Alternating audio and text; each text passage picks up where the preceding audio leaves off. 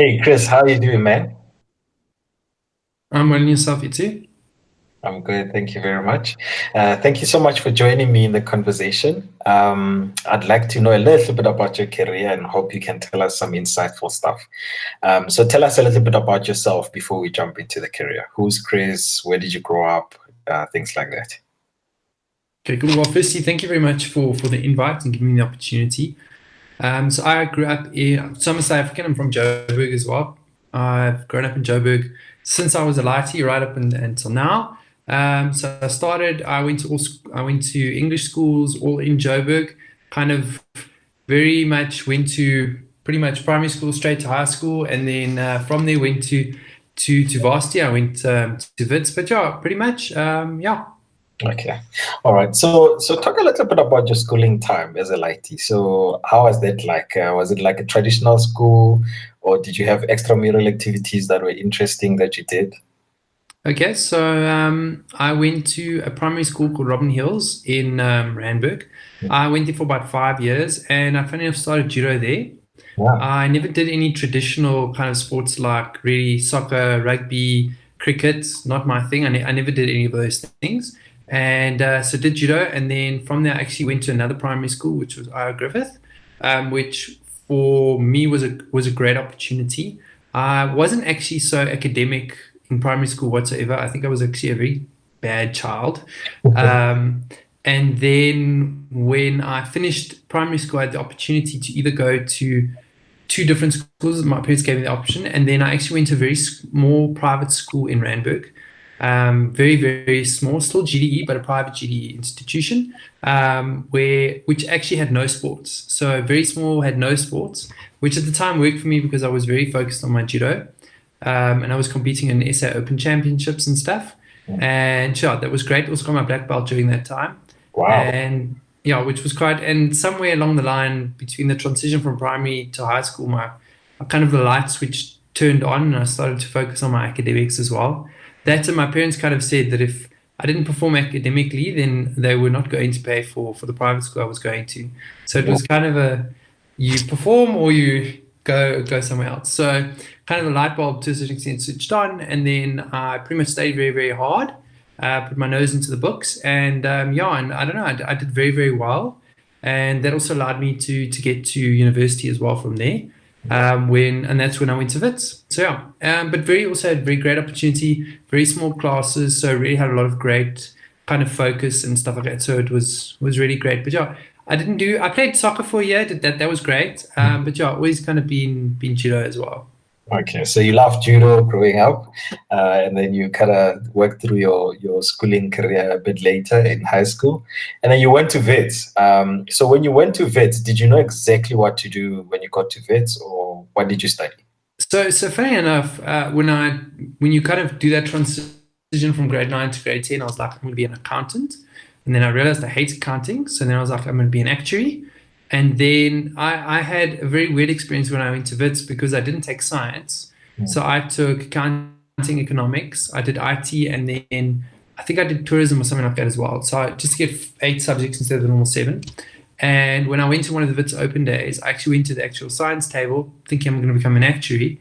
Wow. And they told me that they would bottomless me because I didn't do science. So I had really great maths marks, upper 80s, but because I didn't do science, and that kind of put me off. Wow. So then obviously my whole career in matric, I was like, okay, well, this is what I want to do. And it completely derailed my where I wanted to go. So then I decided, okay, cool, I'll be a lawyer. But I thought of BCom law first and then an LLB. So then I went to study, did a BCom law. And then within my first year, I realized well, number one, I hated law to a certain extent. I didn't like the fact that you kind of you studied and then you obviously just wrote things out. I missed the numbers and stuff. And I realized I really, really enjoy numbers. And then funnily enough, I then decided, okay, cool. But then I went into my second year and I did finance and investments and insurance with law still. And one of my lecturers put me off law so much, and I realized how many people become lawyers that I realized for myself, it just doesn't seem right. And I really enjoyed insurance. So I decided I'm going to go do something in insurance. So then when I got to my third year of varsity, my final year, I then still kept law. So I did three majors instead of two. So I did the law, investment banking, and insurance and risk. Yeah. And then, funnily enough, from there, I decided, okay, cool, I'm going to, and I did really, really well. I graduated pretty much top of most of my classes, and kind of just pure hard work. Because one thing I didn't do at varsity, which probably now I kind of regret a bit, is I only focused on my academics. So I never really experienced varsity like everyone else, kind of partying and stuff. I kind of overly was in the library the whole time. And funny enough, when I got to my third year, I loved investment banking so much and did so well that I was like, okay, I want to go into investment banking. And then, yeah, my career is very colorful. So then after that, I pretty much saw FNB. One of my lecturers, one of my investment lecturers invited FNB to come chat to us. And then they had a really cool game when you apply as a grad, a gamification type of thing with questions and stuff. And I thought, oh, let me play this and do it. And yeah, and then I got an interview at FNB. Wow. Geez. So you had a very interesting academic career in varsity. As you put it, you didn't do much sort of social stuff. So you pretty much stuck to your qualification. How long was your studies? So I did a triple major instead of a double, and that took me 3 years. And that was 3 years to finish my BCom. And then I funny enough, I never planned to work for FNB. Actually, I'd never heard of FNB when I applied. I didn't even realize they were this big bank, which is terrible considering I work for them still today. And I kind of went for my interview, and there were two jobs that I was interviewing for. One was in legal collections in home loans, and one was in legal risk and compliance in FNB loans. And I thought the collections one was on the Thursday, and then the Friday one was the loans one. And I'd never interviewed in my life. So I thought, okay, cool. Let me go to the Thursday one I don't want, but I need some interview experience. So I went to that just to get the interview experience, hoping then to nail the one on the Friday. And what had actually happened was that I had gone for the Thursday one, and they liked me so much they offered me a job. And then they canceled my interviews for the Friday. But I didn't want the one for the Thursday. And it was in a legal collections environment, so I wasn't so keen. But in the same case, I also realized, like looking at pretty much, youth unemployment numbers and looking at how difficult it is to get jobs and get into any corporates and stuff, and I had done banking, I made the decision to effectively go and do that, which was, once again, it was a door. So throughout my let's say 7 years, kind of getting up to the job I want, into an actual full-time job, like every year it was changing the whole time. But I had kind of stuck with my studies because I wanted to create a big, enough opportunities for myself to go into different things. And it kind of worked for me, just getting to FNB that time. But then once again, unfortunately, the job that I had received was not what I thought it was. So that was a colorful year for me as well. Okay. So when you finished your qualification, that's the job you went to. Was it a full-time employment, or was it like a graduate program? So it was a graduate program. FNB offers perm grad program, so it's not on contract, which is great. So you actually move into a permanent position, and that was in law. So it was kind of like, so it was dealing with legal collections. So what we did, I was put in deceased estates. So what we would do is, so what would happen is if your husband or wife had passed away, and now the surviving spouse remained and was unable to pay, we would then proceed with the legal process, which was my job effectively. So very, very tough coming out of varsity, hoping to get into investment banking, and then pretty much ending up with this. And, you pretty much looking to get judgment to sell the individual's house because they can't pay, unfortunately, which is terrible, and it's tough. But it was one of those things which you learn throughout your career to be resilient. I probably could have done better, I think, just from a mindset perspective. But when that transition from studying into work life is very difficult. And obviously you don't have that level of EQ, or I'd like to call wisdom, on how, and it was tough here, but I think I grew a lot, and I still hold a lot of that experience and learnings in my career today, which I think is like 7 or 8 years later. I think sometimes your path kind of chooses you. You need to obviously kind of grow, and you need to find growth and opportunity, but you also need to kind of also find those opportunities. But sometimes you also land in opportunities that aren't ideal, but you kind of have to go with it. But I did continue to study. So after I did that, I studied my first year.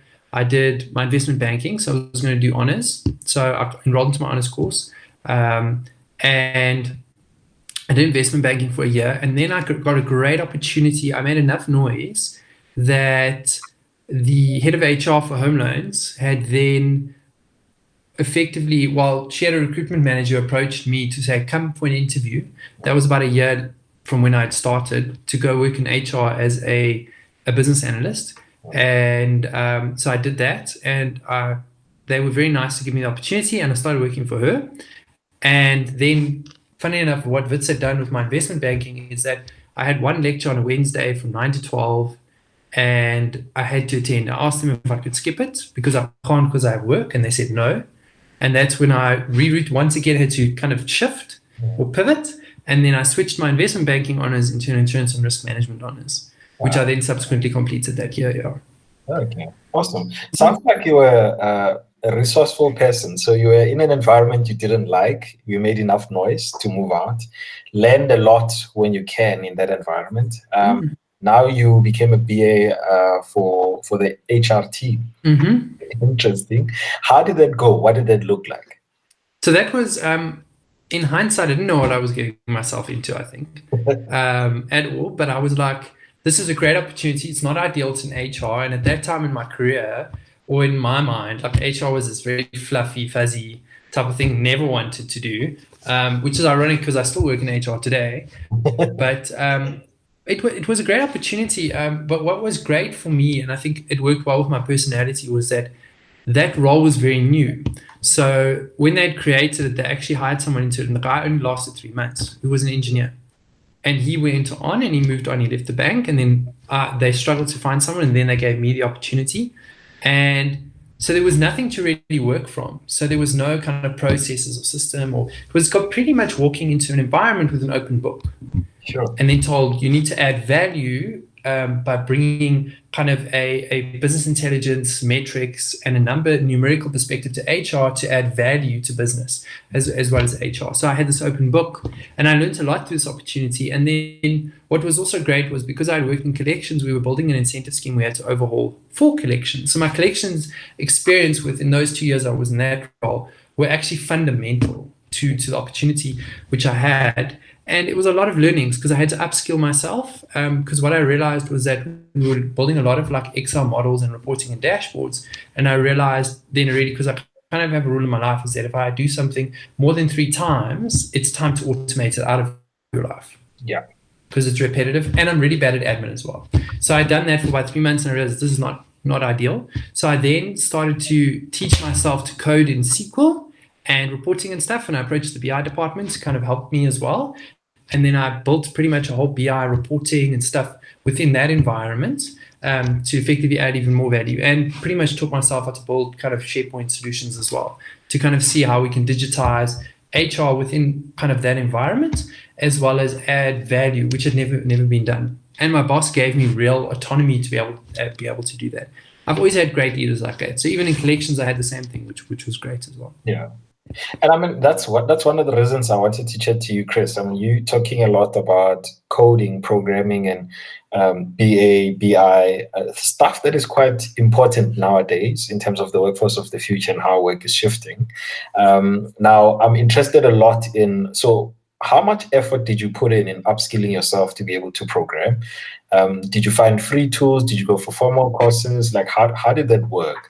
Because I think it's important, especially for people that would like to build that coding skill set. So I think coding is, so the way I view coding and building applications and BI and stuff.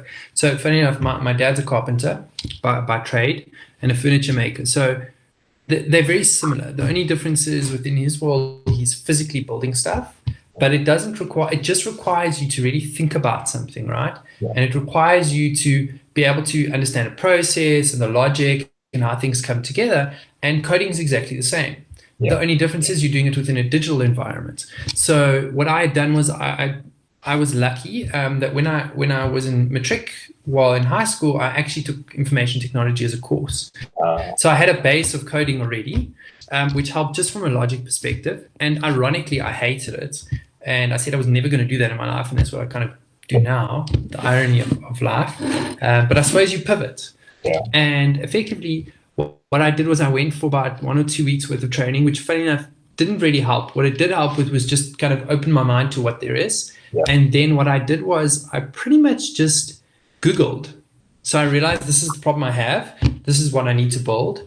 And then I just Googled and I kind of practiced and practiced and practiced till I figured it out. And that's what I continue to do. So Googled all the time. So Google is kind of my best friend.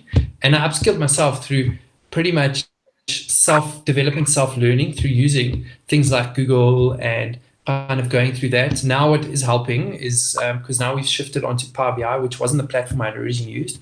And there I kind of did Udemy courses, which helped. But it's all kind of about that self-development and looking for information. I think one of the key things for coders, funny enough, and I learned that very early in my career, because when you go to a BI department, you say, how do you do this? The first thing they say to you is, have you Googled it? And then I go, no. And then they go, well, Google it. And if you're still struggling, come back. And what I realized was that was the common answer. And then I realized that the only way you learn to code is in 2 ways. Number one is you have to Google and you pretty much have to self-teach. Yeah. And you do miss, it is important to kind of get books and read about it and take a few online courses and stuff. But those just generally teach you a lot of the governance and thinking. But as you're building and developing things, you start to pick up things. So for example, something that's key is when I was coding, I was realizing my solutions were really, really slow. Yeah. And performance is an issue, is a huge issue. So one of the key things I do is when I run a report, I run the timer on my phone to make sure that the performance is fast. And then I raise the issue. So then you start to have to take your code and learn to craft it better to optimize it so it runs faster.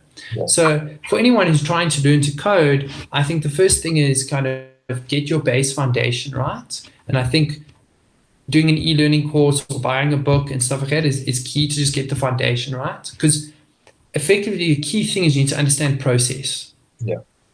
And you need to understand kind of that logical process around it. That's why maths is so important. Once you've got that down, the rest is easy because programming is simply just a language. Yeah. And there's lots of different languages. And you can code in pretty much everyone depending on what there is. I mean, in the environment, there's SQL, which we use, but then a lot of like the actuaries and statisticians use what we call SAS, but they're actually very similar. And the logic behind them is very, very similar. So it's all around kind of upskilling yourself. Google is your best friend and going through the motions as well. Okay. All right. So that makes a lot of sense. And thank you for that. I mean, we know the future skills require to continuously upskill ourselves. And I'm quite also interested now. So I'm assuming these are skill sets you build for the future. So you are probably still, you said you are still in HR. So I'm assuming you're still growing in that BI space on doing data analytics.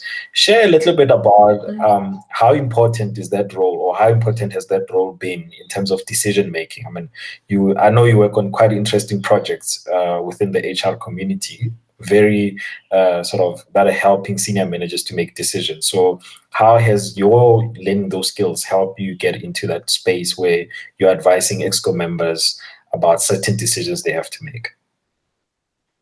So I think there's a couple of things. So I think something that's, for me, massively key, and I think that helped me, funnily enough, I think studying a very business-related qualification versus an IT one really helped me because it allows me to understand business very, very well. Yeah. So I think the first step to anyone who wants to be in business intelligence is focusing on the business piece. You need to understand the business, understand how it works, what's important to business, because at the end of the day, BI kind of, or data lands in a couple pieces. So number one is, the first thing I think is it's the scorecard. Mm-hmm. How do you measure business performance without data? How do you know how well your business is doing? So that's the first critical thing. And in business, we look at sales, we look at number of transactions, we look at profit, all of those things, which is kind of the scorecard. In HR, we look at things like employment equity. We look at, for example, something like staff costs. How are they moving? That's that scorecard element. That's the first thing. And that's for me like level one. Level two is saying, okay, cool, now what data can we use to help decision making? Yeah. So what I like to always say is, and I'm going to use employment equity as an example, because I think a lot of companies don't always get this right, is to help. The first step is the scorecard. Okay, cool, I'm going to build targets and I'm going to say this is what you need to achieve. And month on month, I'm going to tell you you're not meeting it or you're meeting it. Now, how do you pivot yourself to move from I'm just doing reporting to I'm actually in my mind doing business intelligence and helping executives make decisions? So what I like to do, and sometimes in HR, you need to look at how business reports and their thinking, and you need to pivot and apply it to HR as well. So good examples, and I love using this example on employment equity, is when you're looking at sales, you're looking at, am I meeting my monthly target? And if I'm not, how far is it going to take me to get there? So I thought about it and said, with employment equity, from a numerical perspective, you need to do the same. So on a monthly basis, you need to go, okay, this is my monthly target, and what do I need to do monthly in order to achieve it? Because it's the right thing to do, you've got to do it. By simply every month going, oh, I haven't met the annual target, it's not adding value to business. So what you need to do is you need to go, okay, from a BI perspective, what is that monthly target through targeting models? And then you need to go for that last step to help business from an insights perspective. And that's going, let's forecast whether we're going to make it. Yeah. So that's bringing in that predictive analytics. So, and that's where the future is going through AI, through machine learning, and all of those things. All of those things are simply around trends and regression and trying to understand where the world is going. Yeah. And that's key in helping business leaders make decisions, both in business and HR. In fact, we always talk about business and HR. HR is actually a part of business. Yeah. And we need to help executives understand what is the current picture. And if we continue based on the previous trends, are we going to get where we need to be?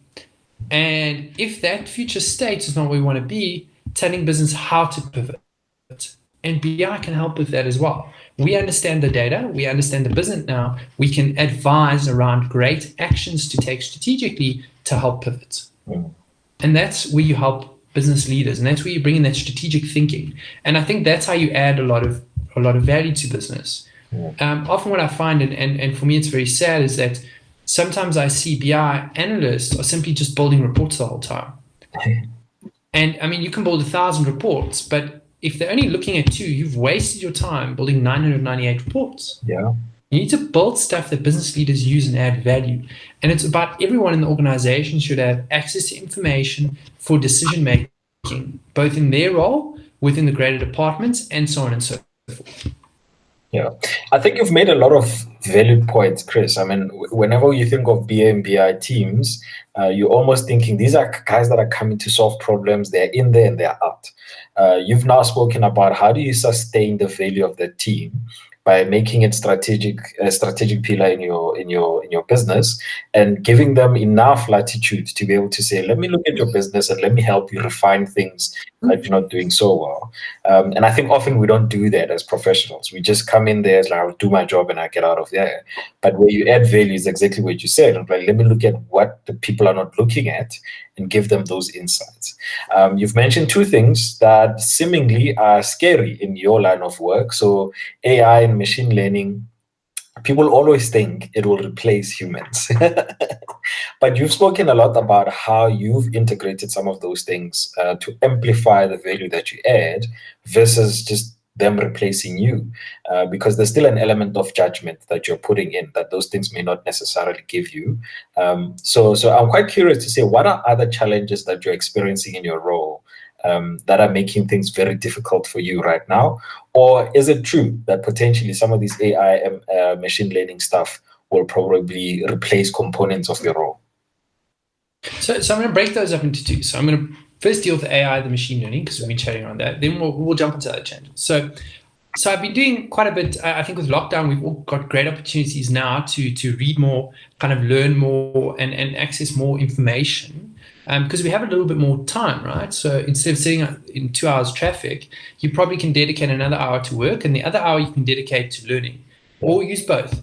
So I've been doing a little bit of research and learning around what AI is and what machine learning is. And I think a lot of the stuff that they talk about has actually been around for a very long time. Yeah. So I mean, for me, like machine learning and stuff it's pretty much looking at statistical models. And what they've done is they've simply been able to take statistical models which originally were very static, and they've built it in such a way that they're continually moving. And that's a kind of this where the machine is learning. It's simply now able to see, okay, how do variables change, and then pivot. Now, the big thing around AI and machine learning is it's not going to replace people. So I don't believe it's just going to augment what already exists. So look, there will be some jobs lost, and that's absolutely normal, right? But that's not necessarily because of AI and machine learning. It's because we're simply bringing technology into the workplace. So where you would normally have tons of paperwork, you're now building IT applications which don't necessarily require that. So now things are moved, throughputs are faster, processes are better. I think companies are also becoming clever around process optimization and so forth. But in terms of machine learning, I think things like that are just going to help with decision making. They're going to help make things easier. They're going to help when I consult with you around, let's say, your investment portfolio. The AI is not going to be, yes, it can make suggestions for you based on X variables, but sometimes those are not going to be the variables. You could have other variables, and you still need that human interaction. And I think that's the key thing, is you're always going to need that creativity. You can't augment creativity. You can't augment kind of human thinking. You can build into these things, you can build in only so many processes and logic and situations. You still need people who can think. So for something I'm very passionate about is, or belief is, and it's a personal experience, and I've heard this a lot, is, we see insurance companies like MiWay and all of that. I don't know if I can mention names, but they don't really use brokers and stuff. You go to them, you get that whole very quick, seamless, it's cheaper, whatever the case is, deal with them directly. But in my personal capacity, I've done it once and I hated it. Now, yes, it's easier because I can do my claim on my app and all these great technology things. But in my personal capacity, I actually prefer to have a broker. I give my broker, tell him what I need insured. He or she sorts it out. When a claim comes in, I don't even fill out my claim form. I phone my claim lady. I said, listen, I need help, please. I don't know what to do. She sorts it all out, a seamless process, and everything's sorted quick. I never have to get involved. Now, yes, I'm terrible at admin, but it's the point that just because something exists or is really cool and creative doesn't mean that other things are going to fall away. And I think that's critical. And I think when it comes to these things, we need to upskill ourselves and educate ourselves to understand it. But it doesn't mean we're going to simply lose jobs. I think the biggest fear for me is simply in a place like South Africa, where we have a skill shortage and we have so many unemployed. I think what we should be rather focusing on, less around the fear of this, and we need to focus around how do we create jobs and upskill South Africans so that they can get employed and grow our economy.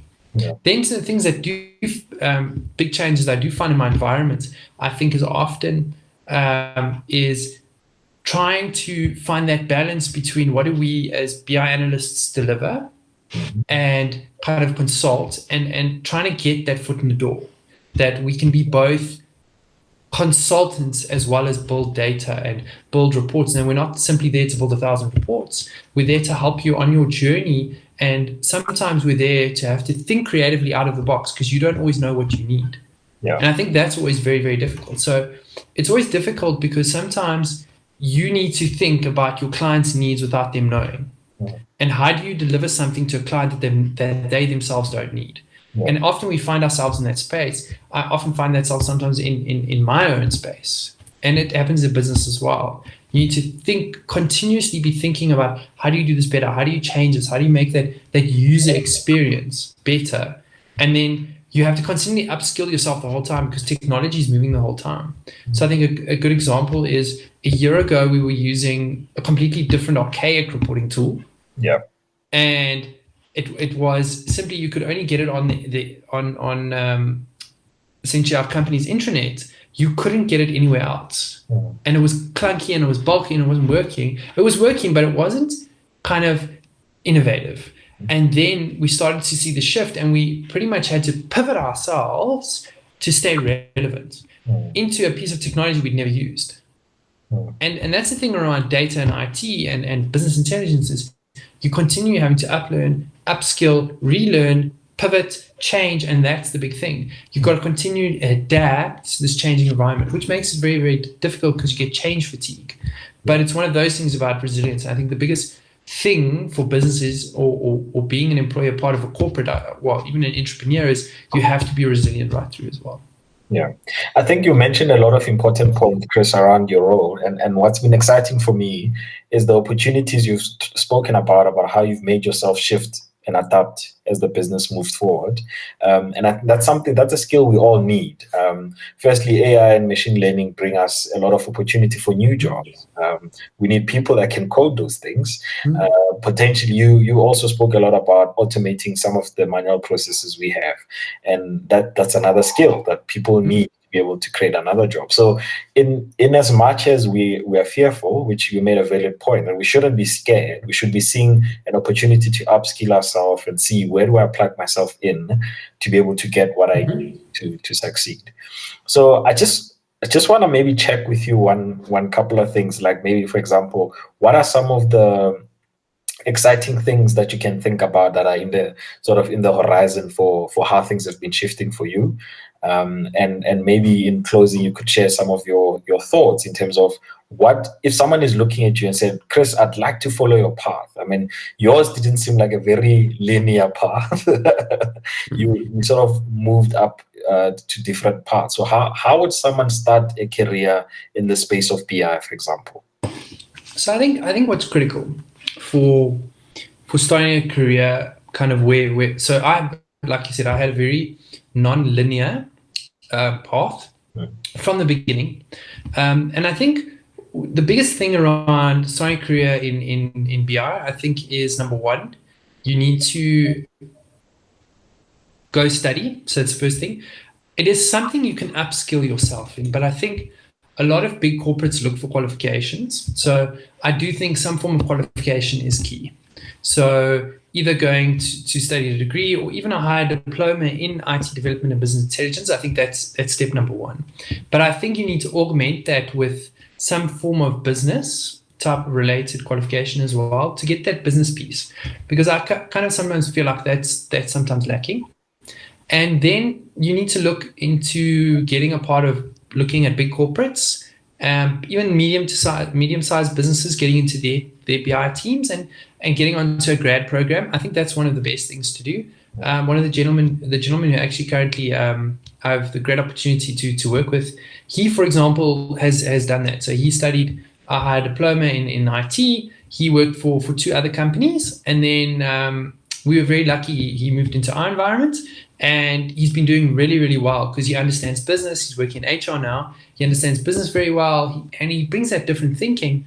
And now he's going to study his degree in IT as well. So he's upskilling himself again to kind of learn. And I think that's key. So rather kind of get those pieces first, and like I said, bring that business lane. And I think that will then allow that kind of your right trajectory.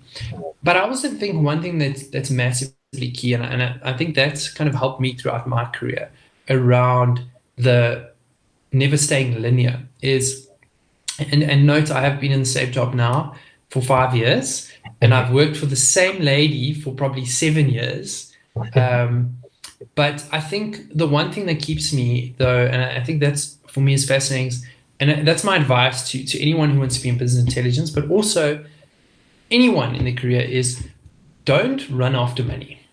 It's important. Financials are important. We all know that. But the biggest thing is you need to look or seek for growth and opportunity. And as soon as you feel like you're not growing or the opportunity is not there anymore, then you know it's time to pivot and shift. Yeah. As long as you're growing and you still feel like you're adding value and it's still fun and you're enjoying your work, then you know you're still in the right place. Because the finances, all of that follows. I'm a big believer of that. But always seek growth and opportunity. And when an opportunity comes, assess it, decide if it's the best thing. And if it's better, shift again. And I think that's the biggest thing. I think you mentioned agility is massively key. And I think that's what individuals need to be looking for. Whether you're moving in data and technology, I think that's the biggest thing. And I think one of the big things I've learned, which has been exciting, is in IT and in BI and in data, you're continually having to shift and learn, and technology is moving so quickly, you need to move as well. And I think in my space, one of the cool things we're very excited about at the moment is, we've moved into this new space with this new tool, but now we're having to upskill ourselves again because we've realized that, for example, our workflow applications is outdated now. And now we have to migrate and shift again, and we have to upskill ourselves again. And that's so exciting. And I think as the world is changing, and I think we've been so impacted by COVID, we're realizing that we continually have to shift and change and upskill and learn more in order to continue to add value to business. And I think that's the biggest thing as well. Yeah. Awesome, Chris. I think I really, really enjoy what you shared with us, more particularly because you are focusing on future skill sets that could help us sort of pivot ourselves into new careers if we are not in this IT space, or kind of find ourselves in the right place on how do we add value in the business, which is very exciting. And I like your advice to say, follow the opportunity. One of my mentors used to say that to me, that money follows the opportunity. So don't focus too much on the money aspect of things. So follow the right opportunity, make sure it gives you relevant skill sets that will make you sort of needed or in demand in the market for as long as you can, and then pivot into the next skill set and things change in the future. And continue pivoting. I guess it's an opportunity for you being in IT. Continue shining and making those great steps of learning new tools, creating value for the business, and that's really awesome to hear that you're helping business teams make good decisions. Any final thoughts from you? Closing point. I think my final thoughts around We Mentor Students. I think the biggest thing for students is grow at the right pace. Yeah. And if you're feeling like you are not growing, then you need to do that pivot and shift. But at the end of the day, it's all about that opportunity, and never look a good opportunity down. And always look at kind of introspect around ensuring that kind of sometimes be patient. Things will come. You just need to be patient throughout your career, but also that you've got to own that as well. No one else is going to look after you. You need to look after yourself, but you need to be patient throughout your career. Because sometimes, I think a lot of the time, you want things to happen now and you want the money to come now, but you need to focus on getting your fundamentals and those foundations right, and getting all of those things and kind of going through the kind of the steps. And I think if you get those things right, good things will always follow. And I think that's one of the key things. And you've got to work hard. Yeah. I think one of the biggest things, and I think it's not only about just working hard, you've got to be learning hard, continuously focusing, and introspection continuously. And I think also one key thing to add is EQ, emotional intelligence, is something that is very, very important, especially in corporates. And it's something we need to continually work on. And what they call it, I was on a course the other day as well, they called it mindfulness. Right. I think one must always learn that. And I think that's also a key skill to kind of grow and learn, especially early in your career. And I think I would have probably avoided a lot of conflict and a lot of mistakes throughout my well, not very long, it's been about 8 years, throughout my career, if I had kind of learned those things as well. Good job. Thank you very much, Itumeleng, for the opportunity. It's absolutely been a great session. I really enjoyed it and really appreciate it as well. No, thank you so much for your time. I really appreciate it. And really powerful words that you're closing with: mindfulness, or EQ, own your career and manage your pace. Don't be in a hurry. So thank you so much for that. I really appreciate your time, Chris. Hope you have a lovely evening further. You too. Cheers. Bye. Bye.